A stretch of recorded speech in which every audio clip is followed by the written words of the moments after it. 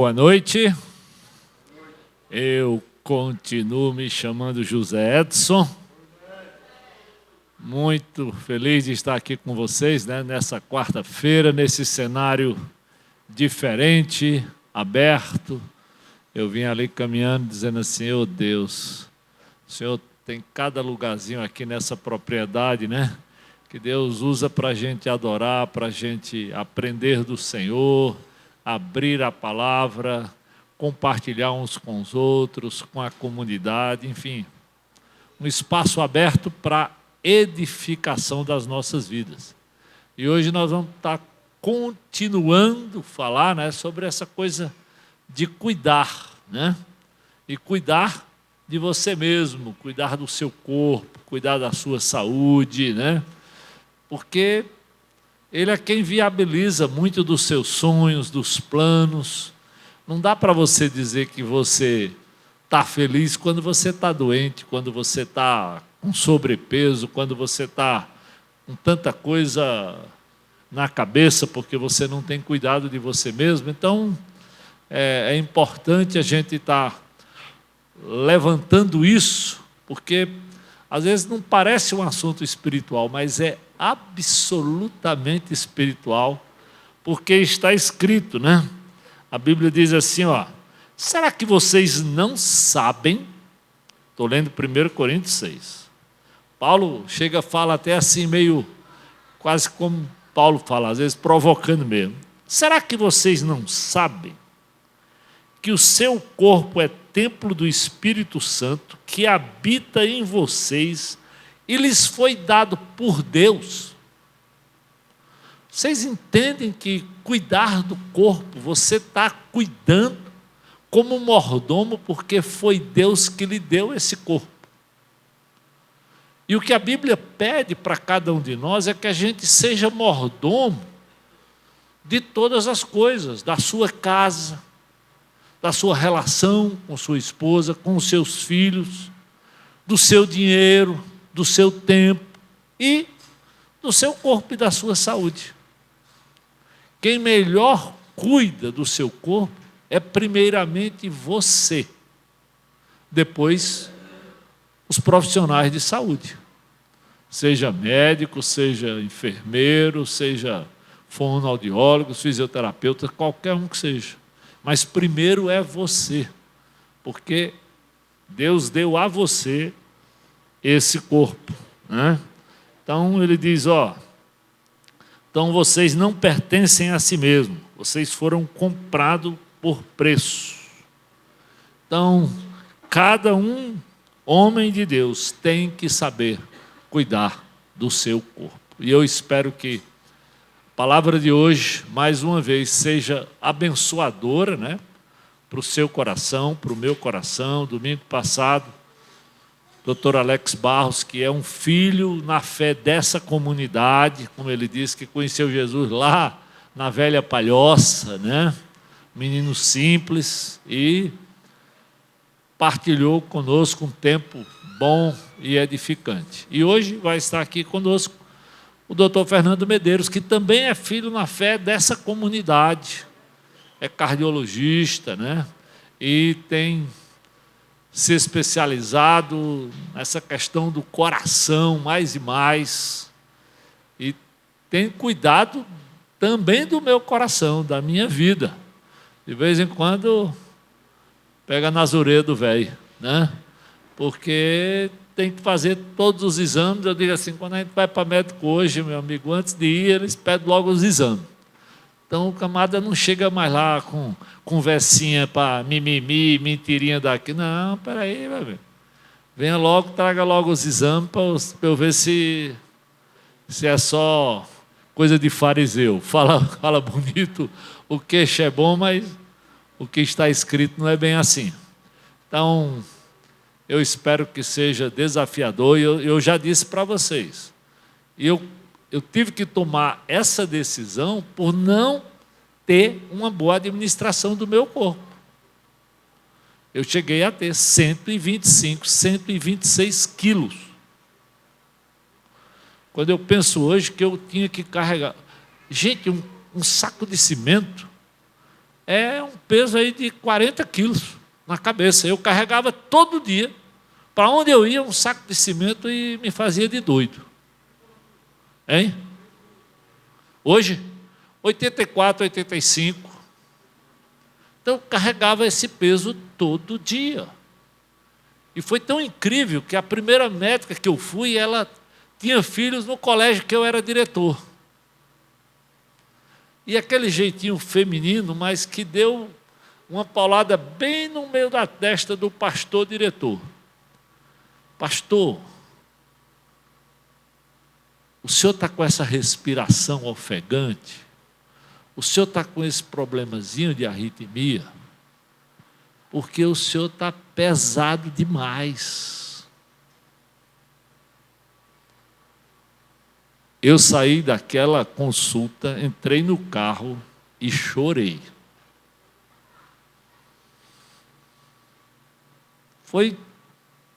Ela não foi agressiva, ela foi verdadeira. Ela foi sincera. Nem foi nordestina, que às vezes diz que não. Não, ela. Pastor, diretor, o senhor está nessa situação. E quando eu cheguei em casa, eu cheguei tão aéreo, que Edna disse: Jô, o que é que aconteceu na consulta? Eu disse: eu levei a paulada mais dura na cabeça que eu podia levar. Como assim? A doutora olhou para o meu peso, para os meus exames e disse: pastor, o senhor é o culpado dessa situação. E ela tinha filho lá no colégio. Você está ensinando e, ao mesmo tempo, desaprendendo outros quando você cuida do que é seu. Então, não pense que quando o médico fala, o profissional de saúde fala, ele não quer lhe agredir, ele quer lhe ajudar. Ele quer dar a você consciência de coisas que eles estão estudando e que serve para a nossa edificação. Afinal, o que é que a Bíblia diz? Que esse corpo é templo do Espírito. E ele nos foi dado por Deus. Nós somos apenas mordomos. Então, precisamos cuidar, porque é o que Deus coloca na sua mão. Como Ele espera que você cuide bem da esposa, porque quem recebe uma esposa recebe o quê? Um presente do Senhor. Filhos são herança de Deus. E Deus espera que você cuide. Então, eu tenho certeza que Deus tem algo muito especial, e porque não só na palestra, eu digo, andando com o meu amigo Fernando Medeiros, eu já fui extremamente edificado, aprendendo coisas sobre saúde, sobre o meu corpo, sobre os meus desafios, né? Sobre a necessidade da caminhada, enfim.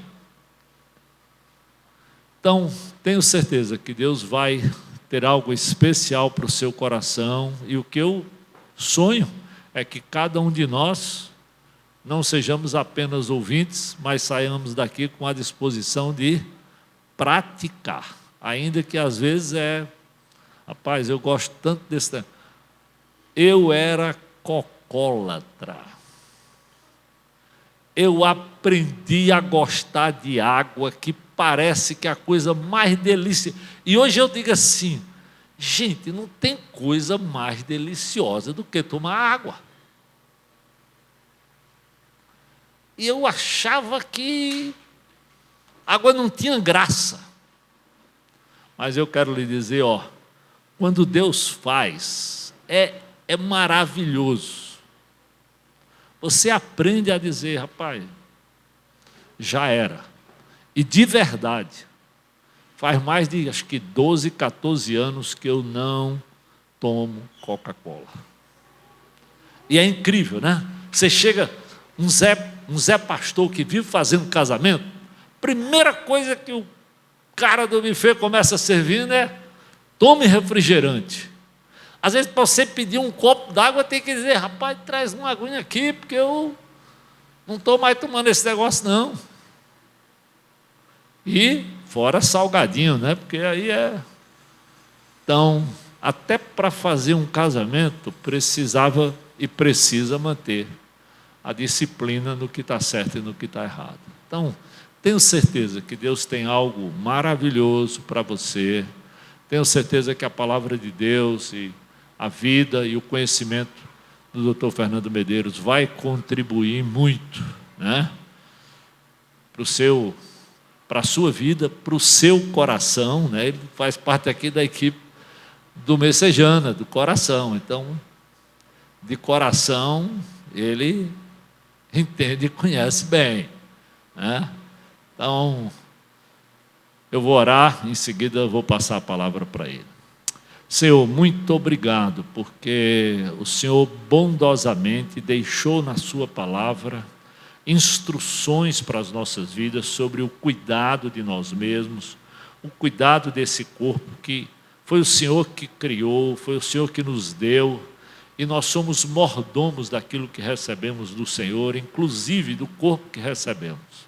Eu quero agradecer pela vida do Dr. Fernando Medeiros, pela forma com que ele tem andado contigo, por tudo aquilo que ele já estudou e se preparou para cuidar do coração, cuidar do corpo de outras pessoas, e que nessa noite ele seja usado pelo Senhor para nos abençoar, nos edificar e nos desafiar a vivermos uma vida melhor, em harmonia com as coisas do Espírito e com as coisas desse corpo que o Senhor nos deu. É a minha oração, Senhor, meu pedido em nome de Jesus. Amém. Vem cá, meu amigo. Deus abençoe. Viu, cara? Boa noite, igreja. Me chamo Fernando.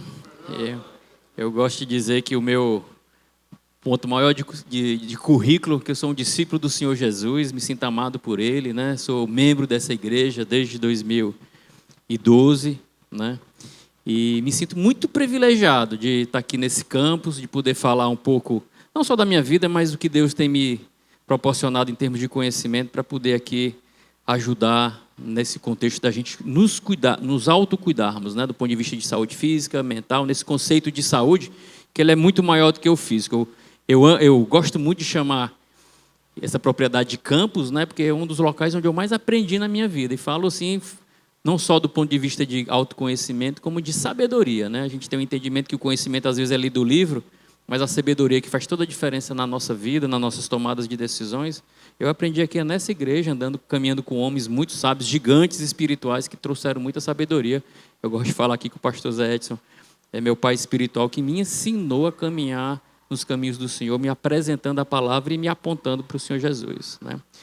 Eu também tenho o privilégio de estar participando aqui do Ministério de Casais, né? Acho que muitos aqui já escutaram o meu testemunho aqui enquanto casal, enquanto dificuldade, enquanto processo de restauração no meu casamento. Eu queria, antes de ir direto ao ponto do cuidado, falar um pouco da minha história, né? Eu sou Fernando, sou cearense, nascido aqui em Fortaleza. Sou casado com a Mark, pai da Gabriela, que está fazendo 20 anos hoje, que ela me perdoe que eu estou aqui, não estou lá na festinha dela que ela preparou com os amigos dela. Da Marina e da Fernandinha, né? Que tem 10 anos, né? Sou filho de médico e neto de médico. Meu avô era médico, meu pai era médico, e na minha família meu irmão resolveu não fazer medicina, e eu, com aquela vontade, com aquele modelo, me deu a vontade, e fui muito influenciado a fazer medicina, mas eu não tinha um perfil de um aluno que para fazer medicina, porque a minha ideia era um aluno que não era brilhante na escola, fazia o máximo para poder passar de ano, mas nunca fui aquela pessoa que tirava as melhores notas, que tinha um perfil que era passar num vestibular, que na minha época, na década de começo da década de 90, nos anos 90, iria passar numa faculdade de medicina, que naquela época só tinha a universidade pública aqui em Fortaleza. Mas vendo o exemplo e aquela vontade, e eu sempre fui uma pessoa muito prática, eu falei, não, eu vou pegar um ano e vou me dedicar, e de forma estratégica eu vou estudar para fazer medicina. Era eu estudando no terceiro ano científico, para fazer faculdade, para poder passar no vestibular, e meus amigos que me conheciam, rapaz, isso é insano, como é que você acha que tem a pretensão de passar numa faculdade tão difícil? Você não tem perfil, você não vai passar. E as pessoas me desestimulavam. E aí, Já procurei um sábio conselheiro, que era um colega que era um ano na minha frente, amigo do meu irmão, que tinha passado, que tinha mais ou menos meu perfil, e fui lá e ele me deu uma pauta para estudar. E esse terceiro ano, eu segui a risco que ele me fez. Rapaz, Fernando, você vai estudar todos os dias, você vai dormir 1 horinha na hora que você chegar em casa, descansa mentalmente, dá uma relaxada, e aí você estuda 3, 4, 5 horas por dia. E interessante que ele, numa das dicas dele, ele falou, e você separa o 7º dia para você não pegar em livro, para você aproveitar e descansar. Já tinha um fundamento bíblico, né? Um princípio bíblico, para você não ter um colapso mental. E você faz o que você acha que tem que fazer naquele sábado, que eu tirei o sábado justamente para não...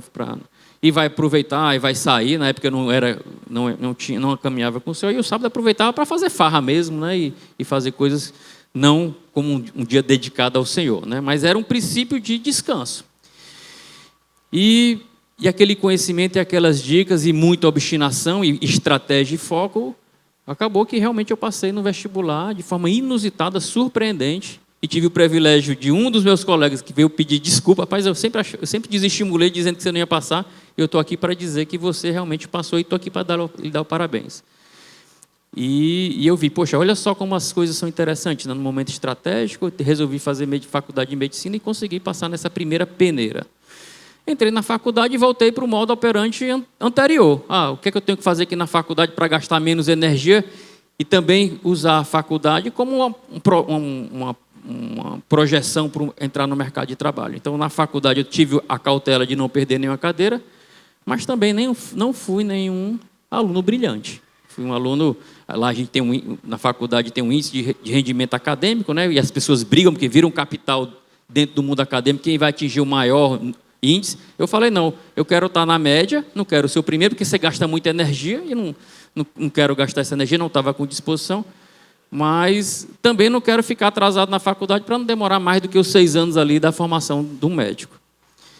E do mesmo modo, chegou no último ano, consegui chegar no 6º ano sem perder nenhuma cadeira, não sendo aluno brilhante, mas fazendo o que devia ser feito para passar nas cadeiras, mas eu sabia, poxa, que para entrar no mercado de saúde, né, para você ter uma carreira relevante, eu precisava ser inserido numa residência médica que tivesse uma relevância para poder começar a ocupar alguns espaços que são disputados no mercado do médico, na atividade médica em si. E da mesma forma, já tinha dado certo na época do vestibular, eu fiz a mesma proposta. Liguei o modo estudo de forma estratégica, disciplinar, como o Alex falou, de forma espartana, uma insana, inclusive, porque a faculdade já exige muito na forma média. E para você passar numa residência, numa peneira só de médicos, exigiu muito esforço. E era insana por quê? Porque a gente chegava do trabalho, do internato, que a gente chama 7, 8 horas da noite, você dormia ali 2 horas e estudava todo dia ali de 11 horas até 4 horas da manhã, né? Tomando guaraná em pó, café, tudo que você usava para poder estimular, para você poder ficar acordado, e acordava ali, ia para o hospital no outro dia trabalhar, e aquela rotina. E também, por incrível que pareça, no sábado, o princípio do 7º dia. Descansava no 7º dia para não poder entrar em colapso mental, né? Tirava um 7º dia para extravasar. E aí também não tinha referência bíblica, esse extravasamento era insano também, né? Bebida, namorar, ir para as baladas da ocasião. E eis que quando fui fazer minha prova de residência, consegui passar, fui fazer prova de residência no Brasil inteiro, e consegui, Deus acho que já estava cuidando de mim ali, ser inserido assim, num dos melhores centros de formação médica do país, né? Que fui morar em São Paulo, né? E aí consegui realmente fazer minha residência. E lá, quando eu fui morar em São Paulo, você vai morar e ficar dedicado à formação acadêmica. A gente saí aqui de Fortaleza, fui morar em São Paulo na década de 90, no ano de 97. Interessante que meu pai não me incentivou, nem me estimulou, ele queria que eu ficasse aqui para já trabalhar com ele, então não me deu um suporte nem financeiro, nem logístico. E eu, de forma assim, muito ousada, fui morar lá, fui morar em República, eu juntei mais 2 amigos meus, alugamos uma casa.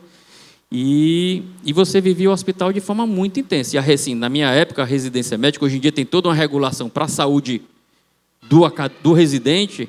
Na minha época, você entrava no hospital às 6 horas da manhã para tomar o café da manhã e só saía quando o serviço terminava e muitas vezes você não terminava. Você ficava no hospital o dia todo. Então, a residência médica significa o quê? Morar no hospital. E tomava café, almoçava e jantava no hospital. E muitas vezes eu falava, poxa, terminei meu serviço 2h da manhã para voltar às 7h, eu vou dormir aqui no hospital mesmo. E não tinha um local para dormir, você dormia em qualquer local, maca de paciente. Então, esse período de formação é um período de formação que você tinha uma intensidade muito grande. E não tem como você não ser influenciado. E você começa a ver os modelos de médico que tem sucesso. Você vê o médico que te vira uma referência, não só do ponto de vista de conhecimento, como de reconhecimento. E como aquela carreira médica, aquele reconhecimento, proporciona um monte de privilégios para aquele médico. E você começa a jogar um jogo acadêmico. Rapaz, tem uma posição ali que você vai ganhando do R1, do R2, você tem que se destacar para ganhar esse capital social dentro da instituição que você está inserido. Isso te abre portas de trabalho e de funcionamento na atividade médica. E aí eu comecei a jogar isso como ninguém. Poxa, eu queria ser reconhecido pelos meus chefes, pelos os chefes dos serviços, os médicos que trabalhavam nos grandes hospitais em São Paulo, que você tinha contato ali porque estava no mundo acadêmico, com os professores titulares da universidade, que você acaba que estava ali sob a submissão e você começa, de forma muito articulada, a jogar esse jogo acadêmico, né? Produção científica, mostrar trabalho, numa visita médica você mostrar que você tem conhecimento. E você começa a ter esse reconhecimento e isso começa a te dar mais impulsionar. E aí você começa a entrar nesse ciclo vicioso ou virtuoso de cada vez mais ser motivado por isso. Terminei minhas residências e, apesar de ter a oportunidade de ter ficado lá em São Paulo, meu sempre sonho era voltar aqui para Fortaleza, porque eu amo Fortaleza. Eu acho que é o melhor lugar do mundo para morar. Não é os Estados Unidos, não é a Europa, não é o melhor lugar do mundo para morar aqui é Fortaleza pela qualidade de vida que a gente tem, temperatura, de relacionamentos. Voltei para cá e nessa época da residência eu conheci a Mac. Na época a gente começou a namorar, nosso namoro progrediu e a gente tem uma história bem relevante desse namoro, que eu não vou nesse momento falar sobre isso. E a Mac também na residência com os mesmos propósitos, né? Fazendo lá a residência de fisioterapia, também se destacando, tendo esse reconhecimento e a identificação, né? Porque a gente começa a andar com a pessoa e se identifica por causa não só do que a gente tem de emoção, mas também do que a gente pensa e do que a gente tem de propósito. E eu falava para ela, vou terminando aqui minha residência, por mais que eu goste e veja oportunidade de trabalho aqui, meu sonho é voltar para Fortaleza e voltei aqui para Fortaleza. E assim que eu voltei para Fortaleza, peguei todo o conhecimento, não só científico e médico que eu tinha aprendido nesse grande centro, como a forma também de saber como eu deveria fazer para se dedicar e ser reconhecido. Que exige o quê? Muito tempo de qualidade, muita atenção e muito trabalho. E acabou que a Mac conseguiu também passar numa prova de seleção aqui, também veio trabalhar num grande hospital aqui em Fortaleza, e a gente começou, e nos casamos. E, teoricamente, nossa vida começou a ter, por esse aspecto profissional, um caminho muito próspero, né? 2 profissionais inseridos, bem qualificados, começamos a trabalhar aqui, tive a oportunidade de passar em 2 concursos públicos, logo nos 2 primeiros anos que eu estava aqui, já estava com 2 empregos públicos, e as pessoas tendo esse reconhecimento, só que começou a exigir muito. E minha vida profissional, à medida que minha vida profissional ia progredindo e prosperando, a minha vida relacional com minha esposa e as outras dimensões da minha vida iam se deteriorando, que foi enquanto tínhamos 9 anos de casado, já com 2 filhas, essa dedicação, né, levada ao trabalho, me tirou tempo de qualidade, fez com que eu não investisse em princípios relacionais, sociais e autocuidado, e fez com que em 2012 a gente tivemos um princípio de separação, né? A carreira da minha esposa no hospital onde ela estava já despontando, ela já como liderança lá da unidade onde ela trabalha, a minha carreira médica despontando. Então, o ápice da minha carreira médica nesse momento era distoante com o que estava acontecendo na minha vida relacional. Chegou em determinado momento, numa série de contextos, a minha esposa literalmente me botou para fora de casa, né? Vai dar plantão e amanhã você não volta que a gente vai se separar. uma série de outras situações relacionadas ao pecado não vem só, né? Vem com traição, vem com uma série de circunstâncias, porque você vive no hospital, trabalha no hospital 24 horas, e você acaba que aquele tempo de qualidade, você tem a oportunidade de ter relacionamentos não íntegros. Então, isso tudo motivou, né? E eu vejo essa fundamentação dessa obstinação que nos levou à separação. Nessa época, a minha visão espiritual era uma coisa muito pragmática, né? Eu não chegava a dizer que eu era ateu, mas era um agnóstico que Deus era uma coisa que fazia muito bem para os outros, mas que não estava na minha realidade, né? Poxa, eu sabia o que era melhor para mim, eu não acreditaria num Deus que iria intervir na minha vida. Mas, com essa separação, com esse sentimento de rejeição, com o risco da minha mulher voltar para São Paulo e levar minhas filhas, né? Coração aquebrantado, conversei com minha irmã, que já era uma membro da igreja, lá na minha igreja tem um conselhador, um sábio conselheiro de casais, que ele pode, eventualmente, fazer algum princípio de restauração no teu casamento. Tu quer, Fernando, restaurar? Eu, com aquele orgulho, ferido, mas com orgulho, falei, poxa, estou lamentando aqui o risco de eu perder minhas filhas, mas, na verdade, eu estava doído da rejeição e da possibilidade de separação. E vim, só que a minha irmã falou, tu vai para a igreja, mas o conselheiro é da igreja dos crentes. Dos crentes, dos evangélicos, né? Logo aquele pessoal que não quer saber nada de ciência, né? Que é um povo meio irracional, né? Acredita em milagre. Eu falei, para ir lá, para ser aconselhado, tem que ir na igreja. E eu vim na igreja, com o coração aquebrantado, né? Não, eu vou lá na igreja dos crentes. E nesse dia, o pastor Armando, dia 20 de maio de 2012, foi o melhor dia da minha vida, né? Ele fez uma pregação baseado no Salmo 139, né? E eu vejo já um propósito de Deus assim, de uma forma miraculosa, né? Que o Salmo 139 podia projetar, né? Que ele fala sobre como Deus nos criou e como Ele nos planejou, né? De uma forma assim bem espiritual e com amor, né? Que é o Salmo de Senhor, tu sondas e me conhece. Vou tentar passar aqui. Tu criaste o íntimo do meu ser e me teceste no ventre da minha mãe. Eu te louvo porque me fizeste de modo especial e admirável. Tuas obras são maravilhosas. Disso tenho plena certeza. Meus ossos não estavam escondidos de ti quando em secreto fui formado, entretecido como nas profundezas da terra. Os teus olhos viram o meu embrião. Todos os dias determinados para mim foram escritos no teu livro antes de qualquer deles existir. Como preciosos são para mim os meus pensamentos. Ó Deus, como é grande a soma deles. Se eu contasse, seriam mais do que os grãos de areia. Se terminasse de contá-los, eu ainda estaria contigo. E a pregação do pastor Armando, ele foi fazendo uma conexão do que Deus nos tinha formado, do que a ciência, através do projeto Genoma, tinha descoberto e tinha visto que isso não poderia ter acontecido por acaso. Então, ele fez uma conexão através do Espírito, e citou um médico conhecido, renomado e premiado, que é o Francis Collins, que ele é autor daquele livro...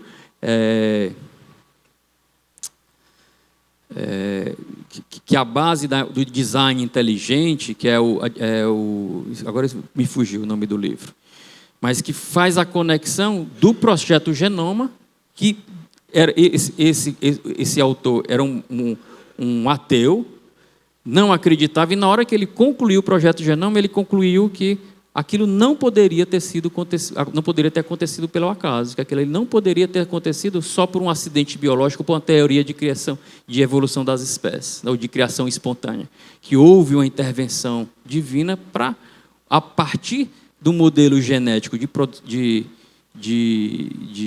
formação do genoma, a gente ter a diversidade e ter a possibilidade da raça humana existir. E aquele momento me impactou na minha vida.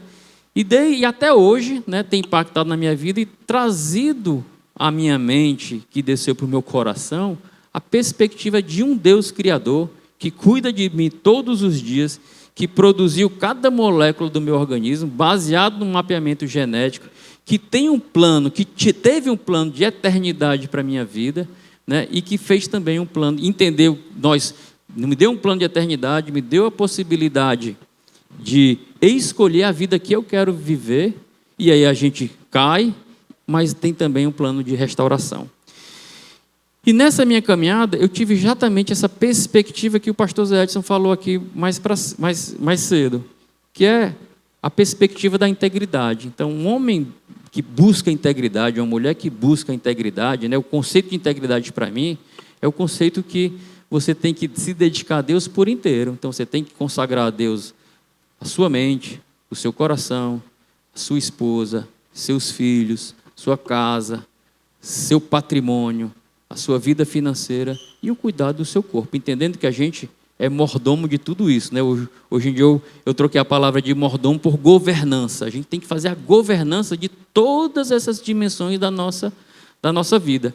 E eu aprendi, e qual foi o milagre que Deus fez na minha vida? A partir desse entendimento, eu conseguia melhorar as dimensões e buscar esse equilíbrio em todas as áreas da minha vida, apesar das sequelas emocionais que eu tive, né? Tive que fazer confissões, reparações, as consequências dos meus pecados, e todos os dias procuro fazer esse meu processo de restauração. Então hoje procuro trabalhar na medida certa. Os irmãos aqui sabem que ainda sofro de ativismo, né? Fernando, você desacelerou, mas agora está acelerando de novo. Mas tenho a plena consciência disso. O cuidado com o meu corpo, entendendo que o melhor propósito e a melhor motivação para eu cuidar do meu corpo é consagrar a Deus. Então eu devo agradar a Deus através do meu corpo, entendendo que esse corpo foi me dado por um tempo para coabitar com minha alma, e com a ajuda do Espírito Santo eu vou conduzir ele da melhor forma possível. E como é que Deus me abençoa? Vivendo mais, com qualidade de vida.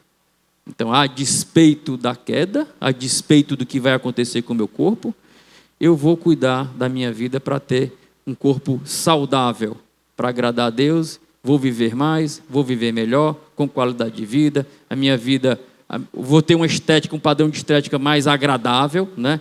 Então, primeira mensagem, esse conceito de integridade. Por que eu devo cuidar do meu corpo? Eu devo cuidar do meu corpo para agradar a Deus.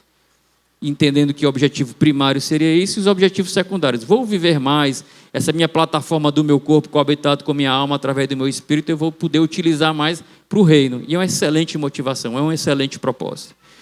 Então, o primeiro conceito que eu queria deixar aqui já é esse conceito de integridade. Integridade que você deve buscar o teu ser íntegro em todos esses aspectos, inclusive no cuidado da tua saúde. Outro conceito que eu queria passar era que, independente do que a gente faça, nosso corpo ele vai se desgastar. Nós temos uma vida útil, né? Uma vida que, infelizmente, por mais que a gente use todo e qualquer recurso, a gente vai morrer. Isso é inexorável, inexorável. E esse processo de degeneração, de morte, de desgaste, de ação sobre o tempo, nós que somos crentes acreditamos que teve um motivo, né? Que Deus ele nos fez para viver eternamente, por conta da queda, né? A partir do que a gente entendeu lá no Gênesis, né? Para quem está começando a leitura bíblica, acabou de ler esse versículo, né? Mas da árvore do conhecimento do bem e do mal não comerás, porque no dia que dele comerás, certamente morrerás. Caímos e perdemos o direito de viver a eternidade no projeto inicial de Deus. E é interessante que a nossa alma ela tem a perspectiva de viver a eternidade. Então, a gente ficou com o nosso instinto de sobrevivência como um reflexo do que a gente foi projetado no futuro. Todo mundo aqui numa situação de pânico, todo mundo tem o instinto de querer sobreviver, de sair correndo do fogo, de sair de um afogamento, né? Às vezes você vai sair de um afogamento, você vai e puxa o outro para baixo, na tentativa de sobreviver. Então, nós fomos feitos para viver a eternidade. E aí já vem esse conceito que eu também queria puxar, do que a gente claramente, eu confronto muito os ateus nesse contexto de que eles vêm com o aspecto de materialidade, que não existe alma. Eu falo, rapaz, esse conceito de alma para mim é tão claro que eu te provo agora, que nós existimos uma alma e um corpo. Todo dia, o meu corpo pede para eu dormir mais 2 horinhas quando eu tenho que acordar. E minha alma fala o quê? Rapaz, não, você tem que acordar, o seu corpo quer dormir e você tem que acordar. Quando eu vejo lá uma picanha com a gordura, meu corpo, rapaz, essa gordura é boa demais. Meu corpo pede para comer aquilo e minha alma fala, não, isso aqui não pode fazer. Então, as lutas que nós temos é do corpo com a alma. E eu falo, rapaz, você não tem essa luta não? como é que se eu for uma coisa só, né? Que os ateus acreditam no materialismo, que tudo é matéria, que não existe alma nem corpo, tudo é matéria. Eu falo, pai, pois eu tenho que matéria incoerente é essa? Que uma coisa quer e a outra fala que não, né? Então, esse princípio é muito patente, isso me dá uma plena convicção de pertencimento de alma e corpo. Perspectiva platônica, né? O corpo morrerá e a alma viverá eterna. Né? A alma, a eternidade. O que a gente pensa enquanto cristão? Que nós coabitamos e que na ressurreição viveremos corpo e alma, só que numa versão 2.0, que não mais morrerá. Né? Não vejo a hora. Né? Não vejo a hora. Isso para mim é espiritual. Então o que a gente está falando aqui não é de cuidar de saúde, aqui estamos falando de coisas espirituais. De coisas espirituais. E aí, certamente morreremos. E aí, quando eu venho em falar em ação do tempo, né, a gente tem um sufixo grego que é o que a gente dá chamado ose, que é ação, né, que é da ose, da osteoporose. Meu osso desgasta, desmineraliza, ação do tempo, osteoporose, risco de fratura. A osteoartrose, a minha articulação, que é harmonia, que é feita com harmonia perfeita como Deus fez, vai desgastar, vai perder essa harmonia, vai doer, vai entortar, eu vou ter uma osteoartrose. O processo cardiocirculatório ele vai envelhecer, ele vai endurecer, que é o termo esclerose, por placas de gordura, nós chamamos a aterosclerose. E esse é o processo de desgaste natural do corpo, não tem nenhum que não passe por isso. Nosso cabelo vai perdendo a capacidade de acumular os melanócitos, nosso cabelo vai embranquecendo a nossa pele, vai perdendo o colágeno, vai aparecendo as rugas. Esse é um processo inexorável. A gente sabe que isso vai acontecer com todos, né? Só não acontece em quem não está vivo, né? Mas olha só o que eu descobri. Existe uma água viva descoberta em 1936 que ela não morre. Ela vive a eternidade, né? Uma água viva que está ali permeando ali no mar Mediterrâneo, como ela não morre, ela está se multiplicando, já multiplicando, ela é encontrada no Oceano Pacífico, no Oceano Índico, né? E ela tem a capacidade de se regenerar à medida que ela tem algum processo de doença. Então, e eu falo assim, poxa, quem gostaria de viver a eternidade nesse mundo, né? Um mundo caído, que sofre as consequências do pecado, né? Socialmente, meio ambiente, né? Um mundo que tem dias contados, a gente acha que a tecnologia, que o mundo anda para a civilização, e na verdade a gente parece que cada vez mais tem mais conflito e mais problema, né? Quando o pessoal fala, o mundo está evoluindo, eu fico realmente me questiono se a gente está evoluindo mesmo, se a gente usa todos os atributos que a gente tem, que a gente conseguiu desenvolver com a civilização, se a gente está mesmo evoluindo ou não do ponto de vista de convívio social, né? Eu prefiro acreditar na esperança de viver realmente nova terra, novo céu, com um corpo que não vai se desgastar na presença do Senhor Jesus, vivendo plenitude, né? Sem sensação de vazio nenhum.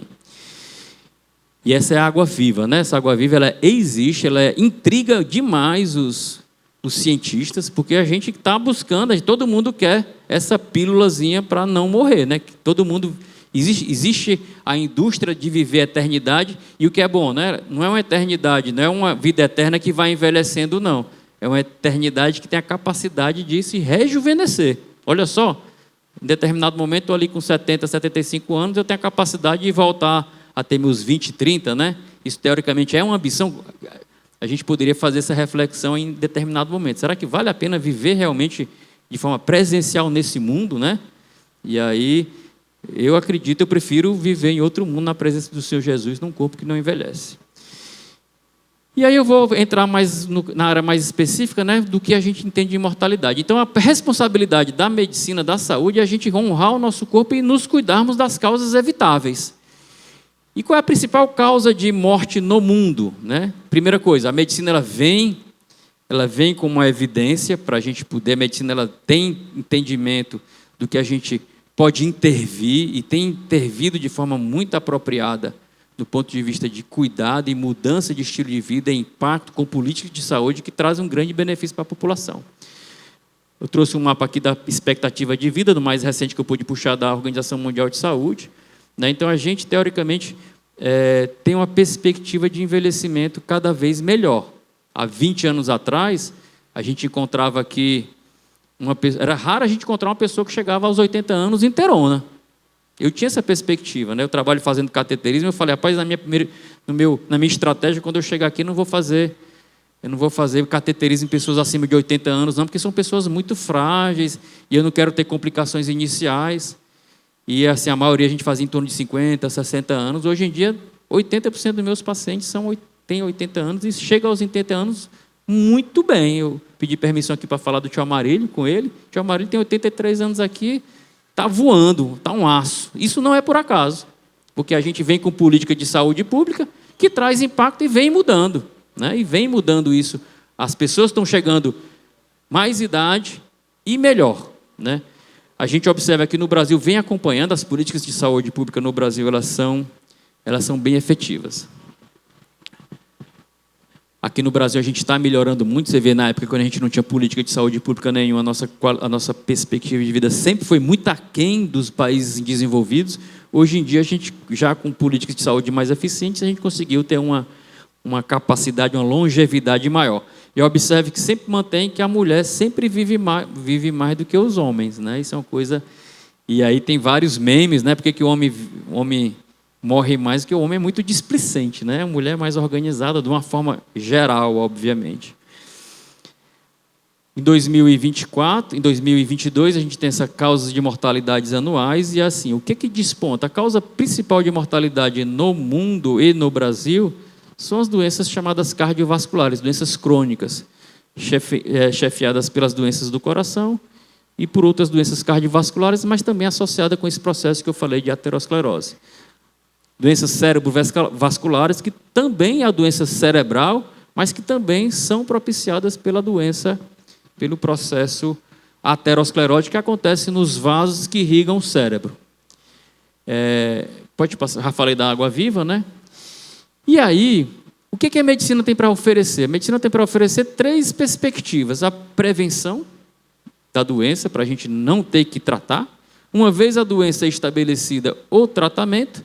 E uma vez o tratamento ter sido aplicado, mas aquilo não trouxe uma cura completa, uma reabilitação, com prevenções secundárias para evitar novos episódios. E se deixou algum tipo de sequela, aquela reabilitação. E se não tiver perspectiva, a medicina ainda oferece um tratamento paliativo. Como é que eu vou tratar uma pessoa que não tem uma perspectiva de tratamento, mas eu vou fazer um cuidado proporcional até aquela doença evoluir para um estágio mais final ou terminal. Então, a medicina ela vem com essa perspectiva de cuidar da pessoa da melhor forma possível. E eu gosto de falar muito, sim, que a medicina, eu vou falar aqui da medicina clássica, tradicional, que ela é um método científico. Então, tudo que a gente fala de medicina, do ponto de vista acadêmico, ela tem que ser validada pela metodologia científica. E aí, eu falo assim, que tem muito fogo estranho dentro da medicina, inclusive vindo de médicos. Então, tudo que for recomendar, eu como médico, como pessoa que busca um médico, eu tenho que ter uma chancela e tenho que fazer algum tipo de referência. Eu não posso fazer da minha cabeça uma experimentação sem ter uma comprovação. Eu tenho que fazer essa prestação. Eu tenho que estar pronto para fazer uma prestação de conta. Porque senão eu estou fazendo curandeirismo, né? E não tem evidência científica a respeito disso. E é importante ter esse conceito, porque tudo que a gente for fazer de prevenção, de tratamento, de reabilitação e de cuidado paliativo, eu tenho que comprovar que aquilo tem eficácia, tem um porquê que eu faço isso. E eu queria também revitar como é que esse método científico... Não, volta um pouquinho, por favor. Como é que é o método científico? Eu vou dar o exemplo dos esquimós. Como é que se chegou no ômega 3? Como é que se faz a evidência científica? Eu observo o fenômeno, aquilo me intriga, eu faço um questionamento, porque eu faço uma relação de causa e efeito. Será que esse efeito é por essa causa? Eu formulo hipótese, rapaz, se eu estou pensando isso, será que realmente, se eu der isso, vai acontecer isso? Eu experimento, aplico, calculo e analiso os resultados que eu experimentei e faço a conclusão. Eu gosto muito de usar o exemplo do ômega 3. Você observou que os esquimós comiam muita gordura, 50% da dieta de um esquimó era gordura, e eles morriam um pouco do coração. Aí falou, poxa, como é que pode isso? Todo mundo sabe que uma comida baseada em gordura traz problema cardiovascular. Quando eu vou para uma população específica, eles comem muita gordura, muito mais do que o normal, e tem pouco evento. um questionamento: será que a gordura que eles comem traz pouco evento cardiovascular? Gordura é diferente? Vamos formular a hipótese. Os esquimós podem comer uma gordura diferente que não traz problema cardiovascular. Vamos experimentar. Isolar a gordura, pegar um grupo, der a gordura, pegar outro grupo e não der a gordura. Acompanhar por um determinado linha de tempo. E a qualidade da experimentação é essa: quantos pacientes, quanto tempo, a qualidade da divisão, para me dar um dado relevante e puro do ponto de vista científico, ou um dado que não tem tanta consistência. Se faz a análise, rapaz, olha só, para cada pessoa que eu dei a gordura, realmente não teve evento. E para quem eu não dei, teve evento. E aí eu faço a conclusão: a gordura do peixe que o esquimó come, ela não traz doença cardiovascular e parece que traz benefício. Que gordura é essa? O ômega 3. Hoje, depois de 10, 15, 20, 30 anos que a gente começou a estudar isso, se tem a pílulazinha do ômega 3 com a proposta de melhorar a doença cardiovascular. Então, a metodologia científica, tudo que for dito de metodologia científica, ela tem que ser comprovada. Se alguém me perguntar: Fernando, hoje em dia tem uma polêmica da vitamina D. Está se dizendo e está se vendendo a vitamina D como proteção cardiovascular. Tem alguma evidência? Mas a evidência ela não é robusta. Ela não dá, e a gente classifica de forma hierarquizada. Então, o que é uma evidência? A gente classifica, sobretudo as sociedades de cardiologia, ela classifica como classe 1, uma coisa que está consolidada, que eu vou dar sabendo que vai dar benefício. E aí o AS para infarto. Rapaz, você tem que dar, porque você diminui 25% de mortalidade, e se você não dá, é má prática, porque está um estudo científico já consolidado. Ela pode ser classificada como 2A. Olha, os estudos científicos eles mostram que pode existir um benefício, mas não está claro, não está 100% claro, com um nível de evidência A, que é o quê? Que é o suprassumo da evidência científica, como eu falei do AS. O AS foi testado há mais de 50 anos, foi testado em um país, em vários países, em mais de 1 milhão de pacientes. Foram feitas revisões sistemáticas e se comprova que realmente a qualidade dessa evidência, dessa verdade, volta quase a ser uma verdade absoluta. É muito comprovada, é muito robusta. Às vezes eu não tenho uma amostragem tão significativa. Então a medicina, inclusive, ela passa por esse princípio do que a gente chama de princípio da falseabilidade. Em determinado momento eu tenho um estudo que mostrou, e isso é recente, eu não quero polemizar do que a gente vivenciou de pandemia, alguns estudos mostraram algum benefício, e aí você já classifica como 2A, olha, parece que tem algum benefício com nível de evidência B. E aí, com um pouco mais de tempo, eu consigo fazer estudos com mais qualidade. E aquela evidência inicial ela é derrubada com os estudos de maior qualidade. Então, tem um trânsito de recomendação. O que era 2A pode cair para 2B, que, olha, parecia que faz efeito, mas não faz. Mal não faz, mas pode ter um benefício, mas não é tão consistente. E o 3 é que a gente categoricamente acha que não vai fazer benefício e pode fazer malefício. Você não deve tomar, né? Então, quando a gente tem uma evidência que, a determinado momento... Exemplo clássico disso, talidomida. Talidomida era uma medicação que se dava para náusea para grávida. Ixi, começou a se comprovar cientificamente que estava associada a uma malformação genética. Uma formação genética E se comprovou, e classicamente ele foi para a classe 3 com nível de evidência muito alto. Então, tudo que a gente for fazer de recomendação médica, a gente tem que colocar essa ótica da metodologia científica, né? E por que eu estou falando isso? Porque existe muitas propostas vindo de médicos, de não médicos, de profissionais de saúde, de gurus, que não têm a validação científica, e você pode considerar ou não, mas colocando na perspectiva do propósito. Alguém perguntar para mim: rapaz, Fernando, eu tomo um chá de cidreira para dormir e durmo que é uma beleza, me acalma. É comprovado cientificamente? Eu falei: não. Faz mal? Também não posso falar que não faz mal. Na tua experiência observacional, você pode tomar. É remédio? Não, não é remédio. Posso recomendar para as pessoas? Posso explicando, olha, tem um amigo meu que toma e faz bem, experimenta. E eu também uso do quê? Do efeito chamado efeito placebo, efeito psicológico. Poxa, eu estou acreditando que aquilo ali vai fazer bem, e aquilo realmente faz bem, né? Eu estava com o pastor Zé uma vez lá viajando, e em determinado momento estava num local muito isolado, e tinha uma irmã lá que começou a ter uma dor de cabeça muito grande, e começou a pedir o programa que a gente estava e não tinha medicação. E aí alguém me ofereceu uma pastilhazinha pequena, aquelas pastilhas tipo um mento, só que era um mentozinho pequenininho. Eu falei, esse remédio aqui é um remédio para a senhora que a senhora vai melhorar bem que isso. Agora a senhora não pode colocar na boca, a senhora tem que engolir não, porque se ela colocasse na boca, ela ia entender que era uma pastilha. Ele engoliu. Ela, nossa, doutor Fernando, esse remédio foi ótimo. Poxa, tratamos, né? Baseado em quê? Fernando, isso foi um estudo científico, é efeito placebo. O efeito placebo ele é comprovado cientificamente. Outra coisa que é interessante, que intrigava os médicos, a acupuntura. Poxa, a acupuntura, que é um ministério, né, do hinduísmo, do shantoísmo, melhor dizendo. Só que você não tem a menor... Assim, hoje em dia se tem ideia de como é que funciona, mas uma agulhinha aqui, que melhora ali, parece uma coisa realmente sobrenatural. Os resultados eram muito consistentes. E a medicina, poxa, como é que eu vou fazer assim? Eu tenho dificuldade de fazer a causa e o efeito. A minha hipótese está muito longe, né, da ligação da causa e o efeito para eu fazer o questionamento. Como é que eu posso comprovar? O estudo científico se adaptou. Eu vou pegar um grupo de pessoas e vou fazer acupuntura com essas determinadas doenças. E vou pegar um grupo de pessoas e não vou fazer acupuntura e vou observar como é que se comporta. Em determinado momento se observou que a acupuntura ela funciona. Então, hoje em dia, a acupuntura é uma especialidade médica. Então, a ciência ela observou, viu, não entendeu, mas foi lá e aplicou o método científico.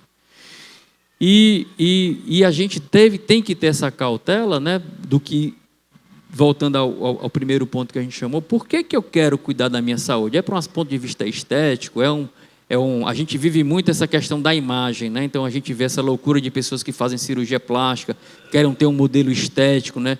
Fazer dietas mirabolantes, fazer algum tipo de tratamento específico de medicações injetadas na veia com uma falsa proposta do ponto de vista de evidência científica de benefício.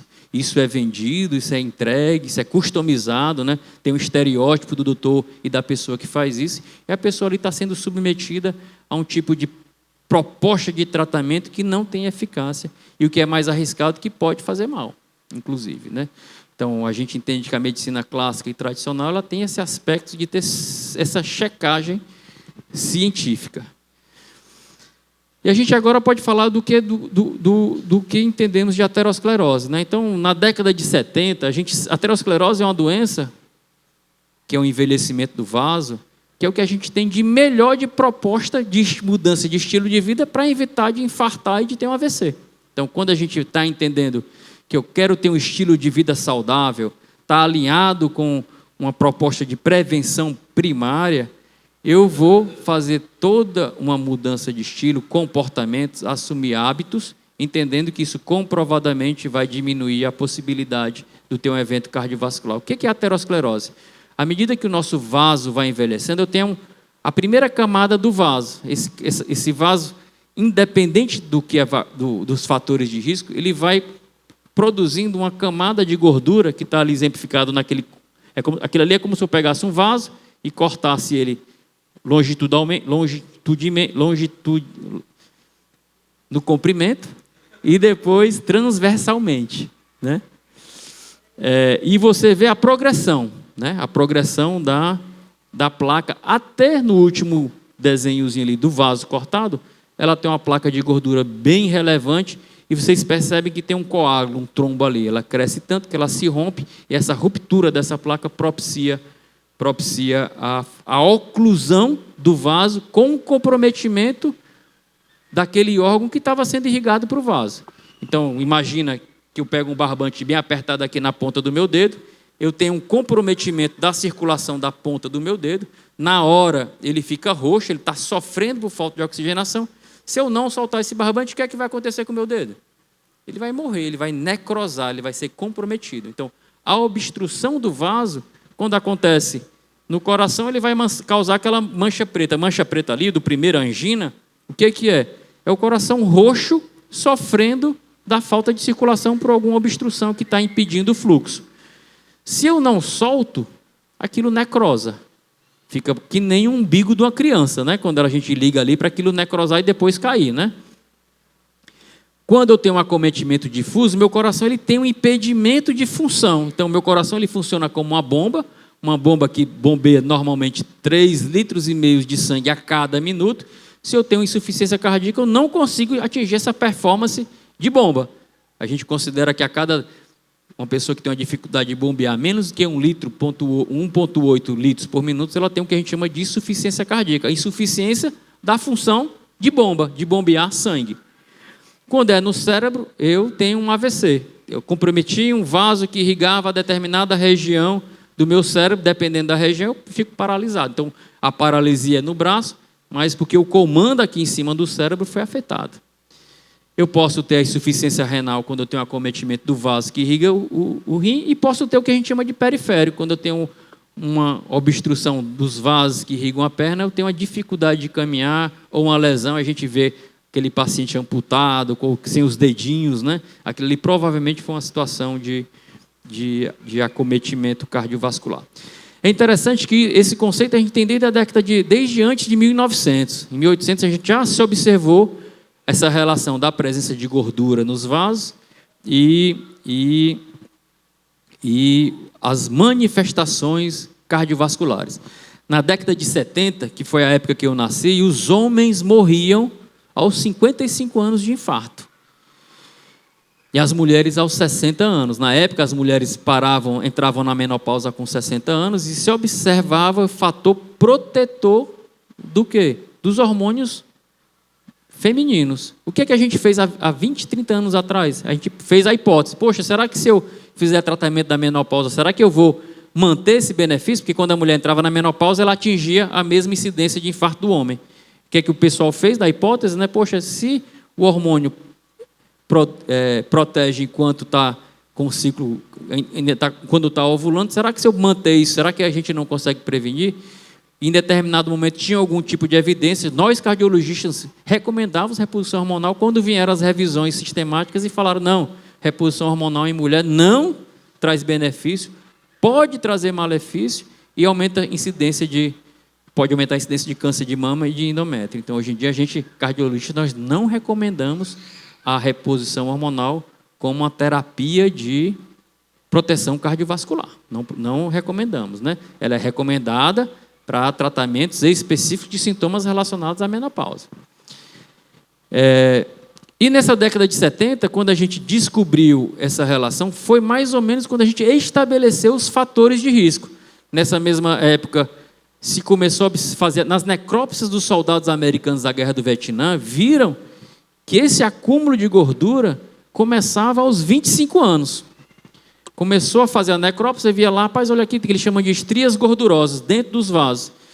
E observou que nos pacientes que fumavam, nos pacientes que eram diabéticos, nos pacientes que tinham hipertensão arterial, nos pacientes que tinham colesterol alto, nos pacientes que tinham história familiar positiva para a doença cardíaca. O que é positivo para a doença cardíaca? Uma pessoa que teve um irmão, um pai, uma mãe com uma manifestação antes dos 65 anos, ela é considerada um fator de risco positivo para ter doença cardíaca precoce.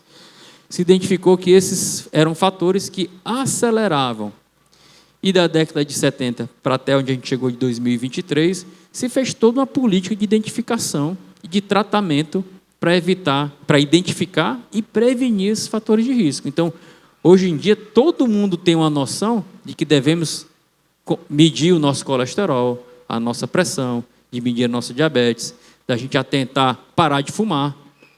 Né? A gente é bombardeado hoje todo dia para parar de fumar através de campanhas de política de saúde. E o que acontecia da década de 70, da morte dos 55 anos, hoje, a perspectiva que a gente mostrou naquele primeiro slide é o homem está chegando aos 75 anos, provavelmente, quando eu tiver meus 75, quando eu tiver na fase de ter meu evento, a gente está conseguindo para impactar os 80 anos. Então, o Tio Amarilho não chegou aos 80 anos por acaso.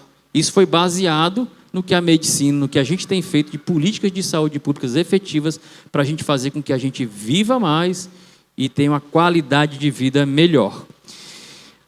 Recentemente foi associada como fator que a gente chama de independentes, fatores que são relevantes, a obesidade, né, que a gente já discutiu com o Dr. Alex no domingo, né, o que é obesidade, o que é o conceito do sobrepeso, obesidade grau 1, grau 2, grau 3 e a obesidade mórbida, assim também como o sedentarismo. Mas é interessante falar que isso normalmente não vem só, né? A pessoa não é só obeso. O obeso, a gente sempre relacionou a obesidade com diabetes e com hipertensão e com colesterol alto, que ela está associada com um estilo de vida que não é saudável. E é interessante que quando a gente vê o estilo de vida, né, a gente, apesar das políticas, a obesidade é um problema que não só ainda acontece, como pelo contrário, ele aumenta cada vez mais, né? Então, cada vez mais, não só no Brasil, como no mundo chamado ocidental, né, que agora é globalizado, a gente tem uma tendência a engordar com propostas de alimentos que são cada vez mais rápidas, né? E aí vieram os conceitos da gente realmente fortalecer, como o Dr. Alex falou, do estilo de vida saudável, como melhor medida preventiva. E hoje a gente ainda não existe uma pílula mágica, né, da gente fazer uma prevenção, existe um estilo de vida saudável, que é você fazer... E aí eu vou por fator por fator. Qual o estilo de vida mais saudável que a gente pode ter? Primeira coisa, identificar aquela pessoa que fuma e parar de fumar. Eu falo que é o mais custo-efetivo, né? Uma pessoa que fuma um maço de cigarro por dia, ela gasta em média por ano R$12 mil. Então, rapaz, você para de fumar e ainda no final do ano você pode dar um presente melhor para a esposa, né? Parando de fumar. Isso você traz um impacto diminuindo a chance de mortalidade de forma muito considerável. Diagnóstico e controle de hipertensão. Todo paciente que tem uma hipertensão, e isso é proporcional, à medida que eu tenho uma pressão detectada hoje, essa pressão hoje ela só vai trazer um impacto de evento cardíaco, que a gente chama de lesão de órgão-alvo, com uma janela de no mínimo 10 anos. Então, estou com a pressão hoje, vou morrer amanhã. Não, estou com pressão hoje, isso vai me trazer uma perspectiva de desgaste, de sobrecarga do meu sistema. Lembrando que meu coração é uma bomba, eu faço muito essa comparação, que é até um pouco tola. Imagina uma bomba d'água que está puxando água de um poço para um prédio de 5 andares. E eu pego essa mesma caixa d'água e levo para um prédio de 20 andares. O que esse motorzinho vai ter que fazer? Vai ter que trabalhar com a sobrecarga maior. Não só o motor, como o sistema de tubulação. Essa sobrecarga vai levar a um desgaste. Em determinado momento, esse desgaste vai levar a algum tipo de fenômeno, ou na bomba, ou na circulação. Então, não é um problema para a gente tratar como uma doença. Ninguém está morrendo da hipertensão. A gente está sofrendo um fator de risco que vai acelerar um processo de envelhecimento, aumentando a chance de uma probabilidade de evento lá na frente. O que é que eu tenho que fazer? Modificação de estilo de vida, voltar para um nível de pressão normal e preservar o sistema. O sistema vai envelhecer? Vai, mas de forma mais apropriada. E aí eu melhoro a minha qualidade de vida e aumento a minha sobrevida, a minha vida útil do meu sistema cardiovascular. Interessante também falar que ela é proporcional ao nível de pressão. Então, uma pessoa que tem uma hipertensão leve, ela tem a perspectiva de ter um evento mais tardio. Uma pessoa que tem uma pressão, está 18, 19, que a gente classifica como grau 3, ela tem uma perspectiva de ter um acometimento mais precoce, mas com a janela de pelo menos aí 10 anos, obviamente, desde o início. O que é que você deve fazer? O que é que a gente deve fazer para controlar a pressão sem dar remédio? Poxa, atividade física, evitar a ingesta de sal e procurar ter um peso ideal. Diabetes. Hoje em dia, a diabetes, a gente entende que a diabetes, se eu vou falar aqui da diabetes tipo 2, ela está muito relacionada, a gente sempre associa a diabetes como uma diminuição ou falta de insulina, né? Uma vez que quando eu estou com a diabetes importante, eu tenho que tomar insulina. Mas, na verdade, a diabetes está muito mais para um quadro metabólico. No começo de uma diabetes tipo 2, eu tenho um aumento de produção de insulina, eu tenho uma dificuldade de mobilizar aquela caloria, aquele açúcar que veio para o meu sangue e jogar no músculo. Então, a insulina ela serve para pegar essa glicose, esse açúcar, e jogar no músculo para ele ser utilizado. E eu diminuo a minha taxa de açúcar dentro do sangue. O meu sistema de sinalizador de colocar a insulina para dentro da célula está bloqueado ou modificado. Isso leva ao aumento de açúcar dentro do meu sangue. Eu gosto muito de fazer a comparação no consultório da açúcar como maresia. Porque a diabetes é impressionante que ela não tem uma ação só específica no órgão. Ela vai corroendo o órgão como um todo, como se fosse uma ferrugem. E quando você vai dar conta de uma manifestação, a doença ela já está muito difusa, o mecanismo todo está muito acometido. Então, normalmente, quando você vê um diabético de 10, 15, 20 anos mal controlada, você vê uma retinopatia, um acometimento oftalmológico, um acometimento renal, um acometimento neurológico, um acometimento cardiológico. Ele nunca vem de forma pontual. Ele vem, que a gente chama assim, de um acometimento, um desgaste muito profundo.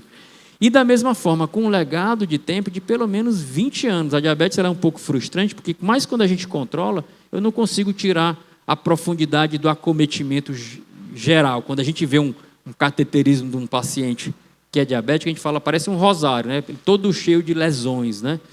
Porque a gente entende que esse acometimento ele é mais difuso. Eu vou controlar, às vezes eu não consigo retroceder na perspectiva de evitar aquele acometimento. E também como efeito legado. Então é muito importante eu fazer um diagnóstico de um diabetes precoce para não esperar 5 anos, 10 anos, 15 anos. Quando eu tiver o evento, eu vou querer tratar, mas eu não consigo resgatar aquilo que foi acometido. O controle da diabetes ela está muito relacionada à obesidade. A diabetes, essa dificuldade da gente produzir a glicose e passar para dentro do músculo, ela está muito associada com a capacidade, com o número de células gordurosas que a gente tem e com o grau de inflamação que a gente tem provocado pela gordura. Então, é importante a gente ter um estilo de vida saudável. Outro aspecto importante é o colesterol. O colesterol também tem essa complexidade. O colesterol ela faz parte da estrutura. A gente não sobrevive sem colesterol. Ela faz parte da estrutura neurológica da gente, da sinapse. A gente tem que comer gordura. Mas quando a gente come a gordura de boa qualidade e temos um metabolismo adequado, essa gordura é produzida de forma do que a gente faz uma separação do chamado colesterol bom e colesterol ruim, né? Hoje em dia a gente foca muito no colesterol ruim, que é chamado LDL, porque a gente tem o entendimento que esse colesterol alto ele também vai propiciar a formação de placa aterosclerótica. E é importante que esse colesterol, é importante dizer que ele tem muito um efeito genético. A gente fala, rapaz, Fernando, eu não como nada, é tipo no consultório, a esposa reclamando do marido. Meu marido come tudo, o LDL, o colesterol dele é bom. Eu não como nada e meu colesterol é alto. A gente influencia o nosso colesterol